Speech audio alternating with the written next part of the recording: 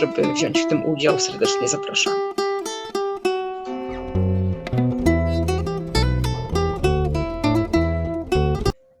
Coś opowiedzieć o kleszczach kraba jako takich, znaczy w szczególności o kleszczach kraba, bo mówiąc o proa mam na myśli proa bardzo tradycyjne, takie jak tu widzimy na zdjęciu, z kleszczami kraba zarefowanymi całkowicie, zresztą zdjęcie jest na Pucyfiku, czyli na Mewie i Rewie, Zatoka Pucka.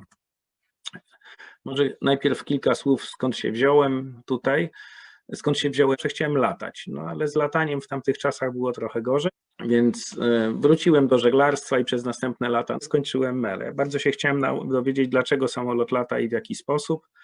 Między innymi konsekwencją jest bardzo uważna lektura, to jest teoria żeglowania profesora Czesława Marchaja, świętej pamięci.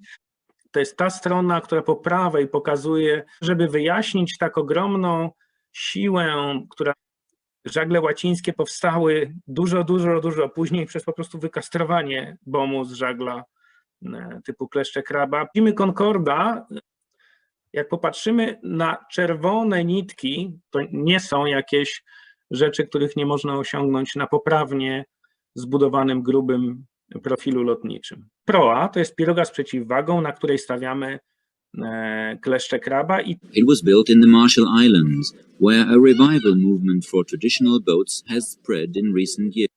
Jest proa Tepuke z wysp Santa Cruz, proa odbudowane staraniami mistrza nawigacji Coloso Caveya. Macao jest uważane za stosunkowo małą jednostkę do poruszania się po lagunach czy niedalekich rejsów Rufidzi. To są Ndrua, taką pośredniej wielkości kali jest wysp Tonga. Wyspy Tonga też obszar dość silnego wiatru. Zobaczcie, rejki dość bardzo mocno pochylone do tyłu. I teraz troszeczkę charakterystyczne cechy proa. Zademonstruje to Paweł. To najpierw staramy się zrozumieć dobrze, jak działa to, co oni już zrobili. Czyli czerpiemy z tego po prostu na maksa. Więc zacząłem od tego, że wymyśliłem, że zbuduję sobie model. Krzysztof Mich, zwany Myszkiem, stopniowo i po kolei zerową głębokość profilu. Bo lepiej widać, to ja tutaj podkreśliłem czerwoną barwą. Popatrzcie, co się dzieje na liku dolnym.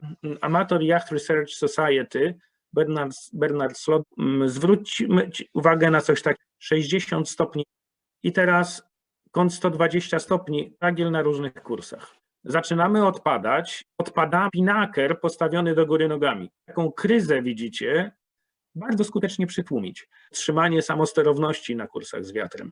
Jak można go różnie strymować? Januszu, ja osobiście nie wszystko rozumiem. No, trochę wyjaśnienia by się przydało jeszcze.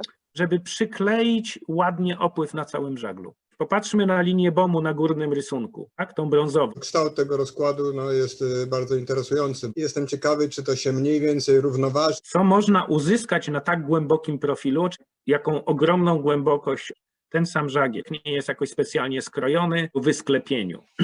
Tutaj widzimy profil lotniczy odmuchany na melu. Ja chciałem pokazać tutaj pewną intuicję. To jest mniej więcej ta różnica, którą widać, że profesor Marchaj uzyskał w swoich badaniach dla opływów praktycznie przyklejonych. W tym żaglu wiele żeśmy rzeczy odkryli, między innymi uznaliśmy za pewnik, że nie ma tam wirów trąbiastych i że to nie wiry trąbiaste są odpowiedzialne za siłę w żaglu. Fajnie. Dlaczego mówi się o doskonałości żagla? Na Wyspach Marszala budują jednostki, które mają głębokie fale. Zwróćcie uwagę na asymetrię kadłuba. Tradycyjne proa to nie są części poklejone taką koncepcyjną taśmą, że proa to jest całość, to jest jedność, zrównoważenie łodzi. W ostateczności używamy pagaja. Chwała i wdzięczność ludom Oceanii, bo ich geniusz inżynieryjny nauczył mnie wiele i skończenie melu tylko mi pozwala lepiej to zrozumieć, na czym ten geniusz polega. Zdjęcie z dorocznych regat na Wyspach Marszala. Dziękujemy, Januszu, zapraszamy do pytań. Może te niebieskie linie w jaki sposób zostały zarejestrowane?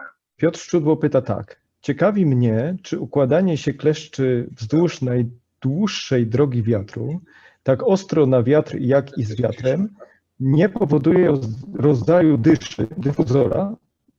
No bo odrzutu to chyba nie. Lechu, gdybyś mógł pokazać prosty ruch zwiększenia głębokości żagla przez wybranie nawietrznej gejtawy. Zobaczcie, zaczynamy dostawać spinakera. O, Słychać Tak. cię, Zygmuncie, doskonale. Jak wygląda sprawa ustawienia maszyn. Jeszcze pytanie z czatu od Alicji, w zasadzie Mhm. dwa pytania. Pierwsze pytanie jest takie, czy te proa, co pokazujecie, są malutkie, czy buduje się, budowało większe? bardzo dużo można znaleźć w Bishop Museum na Hawajach. Dodam jeszcze, Janusz, dobrze? Krzysztof. Oczywiście, Nie ma łopotu jako takiego. Też żagiel jest o którym mówi Krzysztof Giemuła, pod całkiem zacnej powierzchni 30-metrowym żaglem. Na takim proa faktycznie wymaga to wielkiej precyzji, żeby na danym kursie płynąć. Katamaran zawsze spokojny, obojętnie w jakich warunkach. Odnośnie liku wolnego, niektóre żagle są krojone w trójkąt, a niektóre są krojone w ekstremalnie głębokie kleszcze kraba.